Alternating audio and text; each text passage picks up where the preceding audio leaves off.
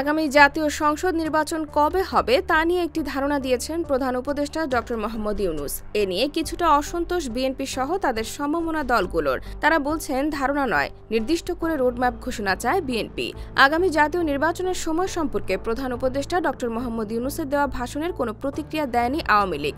তবে কিছু সময় নিয়ে এ বিষয়ে প্রতিক্রিয়া জানানোর প্রস্তুতি রয়েছে এ সংগঠনের।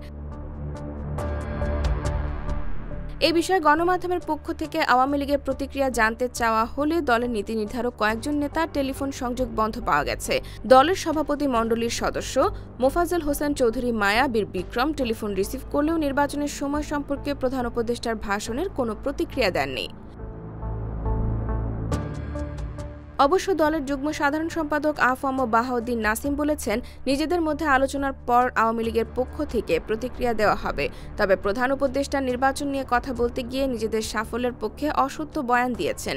তিনি নির্বাচন নিয়ে কথা বলার সময় যদি শব্দ উচ্চারণ করেছেন, কিন্তু যদির কথা তো নদীতে পড়ে। তাছাড়া তিনি বিজয় দিবসের ভাষণে বঙ্গবন্ধুর নাম পর্যন্ত উচ্চারণ করেননি। আ.ফ.ম. বাহাউদ্দিন নাসিম আরও বলেছেন, নির্বাচন নিয়ে অবশ্যই সুস্পষ্ট রোডম্যাপ দিতে হবে, কিন্তু সেটা না করে আওয়ামী লীগ নিধনের রাজনীতি চলছে। কথা বলার সুযোগ দেওয়া হচ্ছে না। প্রতিহিংসার রাজনীতির এই বলয় থেকে বেরিয়ে আসতে হবে। বাহাউদ্দিন নাসিম আওয়ামী লীগের ভেরিফাইড ফেসবুকে বিজয় দিবসের কর্মসূচি পালন করতে গিয়ে নেতাকর্মীদের বাধা, হামলা ও গ্রেফতারের নিন্দা এবং প্রতিবাদ জানিয়েছেন। এই বিবৃতিটি ছিল দলের সর্বশেষ বিবৃতি। এসব তথ্য তুলে ধরে একটি প্রতিবেদন প্রকাশ করেছে দৈনিক যুগান্তর।